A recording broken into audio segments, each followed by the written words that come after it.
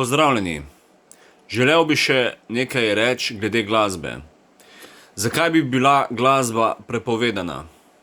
Jaz mislim, da ob glasbi človek pozabi na tegobe, pozabi na slabe reči, glasba sprošča. Imamo več načinov glasbenega izražanja. Je to bodisi to, ali je to pop, ali je to klasika, je to jazz, ali je to avantgarda, ali je to rock and roll, kakorkoli že.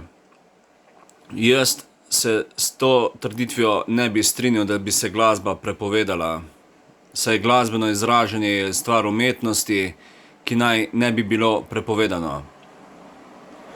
Kot opeva skladba, so najlepše pesmi že napisane.